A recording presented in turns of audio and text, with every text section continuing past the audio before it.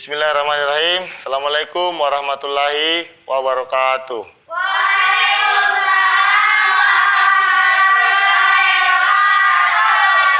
Ya, baik anak-anakku sekalian, bagaimana kabar hari ini? Sehat semua? Ya, alhamdulillah. Untuk pembelajaran kita hari ini, kita harus dalam kondisi yang semangat untuk mengikuti pelajaran. Coba selamat pagi. Iya, baik. Saya lihat dulu siapa yang tidak hadir pada hari ini dari posisi duduknya. Alhamdulillah hari ini anak-anakku sekalian lengkap. Sebelum kita memulai pembelajaran kita pada hari ini, marilah kita bersama-sama berdoa. Silakan nak, dipimpin temannya. Sebelum belajar, mari kita membaca doa. Bismillahirrahmanirrahim. Beri salam kepada Pak Guru. Assalamualaikum warahmatullahi wabarakatuh. Assalamualaikum warahmatullahi wabarakatuh. Selanjutnya, marilah kita bersama-sama menyanyikan lagu wajib nasional.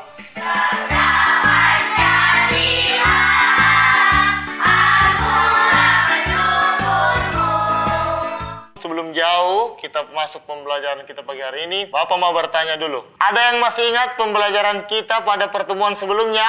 Masih. Iya. Coba, pada pertemuan yang lalu kita belajar tentang tentang apa lagi? Siklus?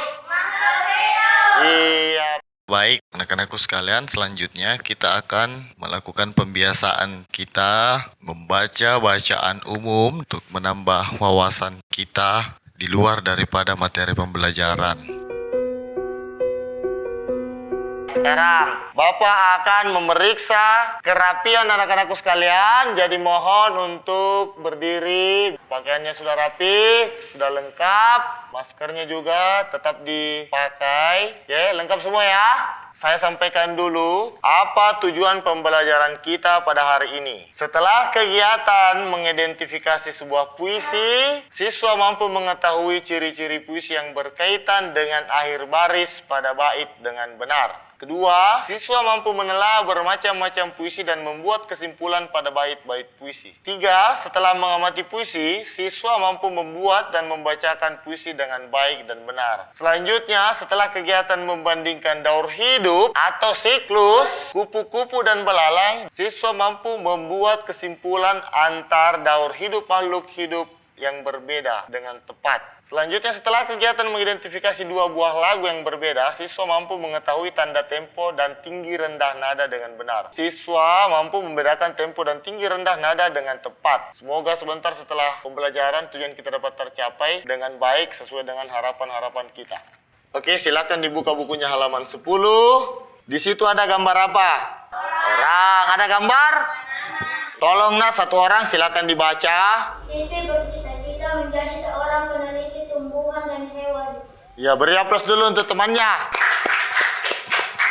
Jadi di dalam kehidupan, semua anak-anakku tentunya mempunyai cita-cita. Tadi Siti bercita-cita menjadi seorang peneliti. Apa sih tugas seorang peneliti itu seperti cita-cita Siti?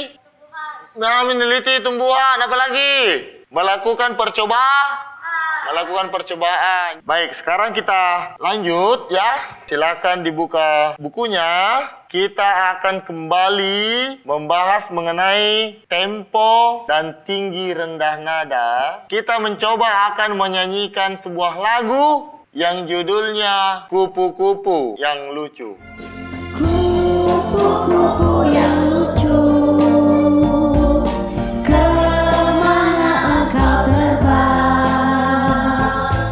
itu tadi satu contoh lagu. Jadi tempo itu adalah kecepatan. Untuk membandingkan tempo kita harus menyanyikan dua buah lagu ya. Oke, untuk lagu kedua judulnya Tik Tik Bunyi Hu. Kita nyanyi sama-sama. bunyi hujan di atas genteng, airnya turun tidak terkira. Cobalah tengok dahan dan ranting, pohon dan kebun basah semua. Gimana? Asik bernyanyinya? Iya. Jadi kita sudah mendengarkan dua buah Menurut anak-anakku sekalian, mana yang lebih cepat? Kupu-kupu atau tik-tik bunyi hujan?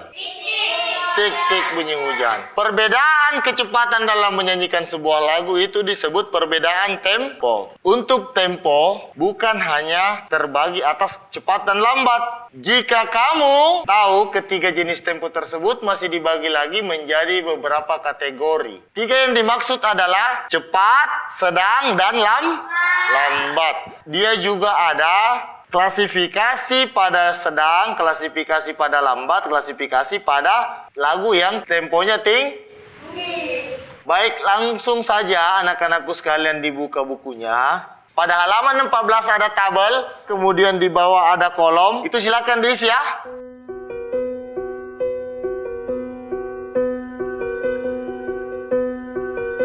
Baik anak-anak, setelah kita belajar mengenai tempo, kita akan mencoba menyanyikan lagu tadi dengan tempo yang lebih tepat. Semoga menyanyinya bisa lebih baik lagi ya. Tik-tik bunyi hujan di atas genteng, airnya turun tidak terkira. Cobalah tengok dan berhenti, pohon dan kebun basah semua. Bagus sekali, tepuk tangan dulu untuk kita semua. Selanjutnya, anak-anakku silakan buka halaman 14. Di situ ada sebuah tabel tertulis lambat sekali, lebih lambat, lambat, sedang agak cepat. Lihat semua tabelnya? Berdasarkan tabel yang kita lihat, anak-anak silakan mengisi kolom ya yang ada di bawah tabel. Ini akan membantu anak-anakku sekalian dalam mengerti persoalan antara tempo lagu ataupun tinggi rendah nada. Tempo dan tinggi rendah nada tidak hanya digunakan dalam menyanyi ya, tetapi dalam membaca puisi juga menggunakan tempo. Anak-anakku sekalian berbicara tentang puisi. Masih ingat cara membaca puisi?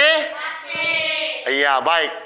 Sekarang kita lihat puisi yang pernah kita pelajari sama-sama. Silakan dibuka halaman selanjutnya. Di situ kita akan melihat teks puisi yang berjudul Cita-citaku. Silakan dibaca. Kemudian sebentar Bapak akan memberikan sebuah pertanyaan ya.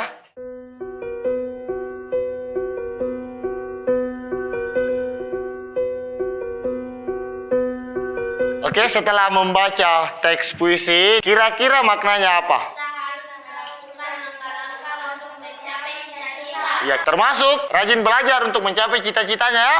Selanjutnya, jika kita lihat puisi yang ada pada halaman 15, coba diperhatikan setiap akhir kalimat. Di situ terdapat bunyi atau teks yang sama dengan pada baris kedua.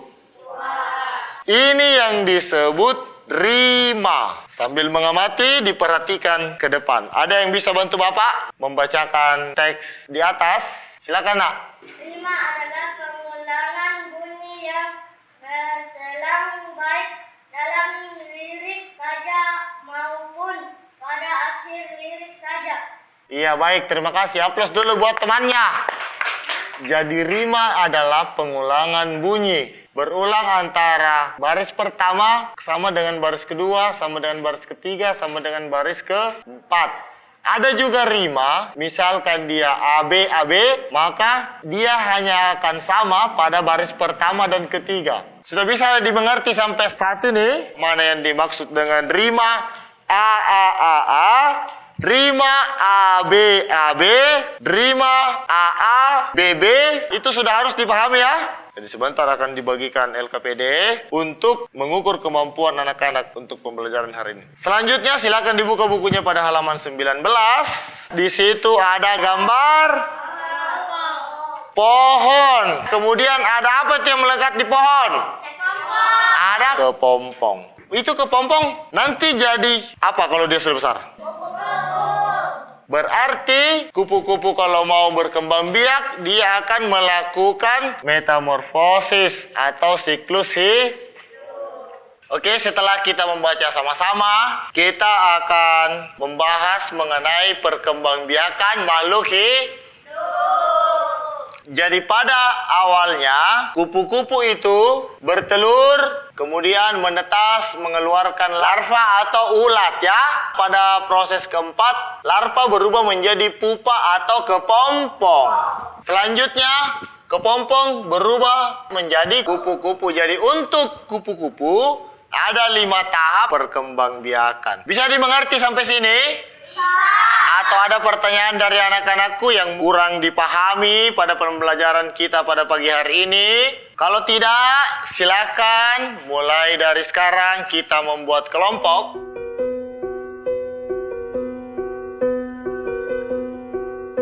Selanjutnya Bapak akan membagikan LKPD untuk anak-anakku sekalian. Ada beberapa butir soal untuk dikerjakan bersama-sama. Jadi sebentar ini akan dibacakan di atas hasilnya ya, sebagai persentase dari kelompok masing-masing. Silakan diisi.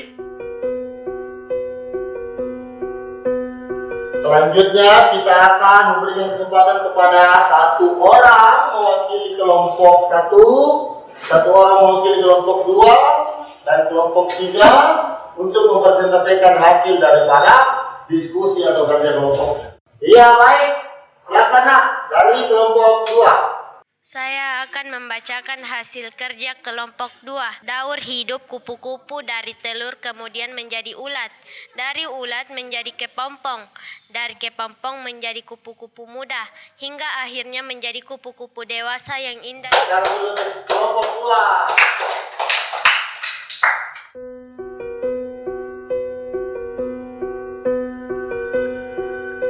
Setelah membacakan hasil daripada kerjasamanya, kerja kelompoknya di masing-masing kelompok, sampai saat ini, apa ada yang belum dipahami dari pembelajaran kita hari ini? Jika ada, silakan disampaikan. Bapak Guru mau bertanya dulu, apa pembelajaran hari ini menyenangkan untuk anak-anak sekalian? Ya, bagus. Sebelum mengakhiri pembelajaran kita pada pagi hari ini, saya mau bertanya dulu tentang apa yang telah kita pelajari tadi sebagai kesimpulan dari kita bersama. Kalau saya tanya ulang, tempo itu dibagi atas 3 secara umum, yaitu cepat, lambat,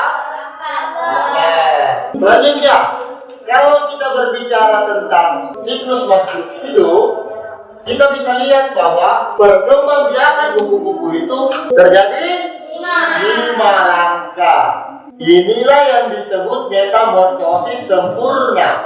Kalau belalang berapa langkah? 4. Berarti dia termasuk metamorfosis yang tidak sempurna. Kemudian untuk mencapai cita-cita sesuai tema kita pada hari ini, kita harus melakukan langkah-langkah untuk mencapai cita-cita. Jika berbicara tentang puisi, maka kita sudah harus mengetahui tentang bagaimana makna atau kandungan yang ada di dalam puisi. Bisa dipaham sampai sini? Bisa.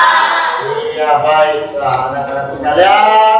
Itu menjadi kesimpulan pembelajaran kita pada pagi hari ini. Nah, sekarang Bapak ingin menyampaikan bahwa pembelajaran selanjutnya kita akan membahas lebih detail tentang ciri-ciri puisi, makna puisi, tentang siklus hidup hewan, baik itu metamorfosis sempurna maupun metamorfosis tidak sempurna.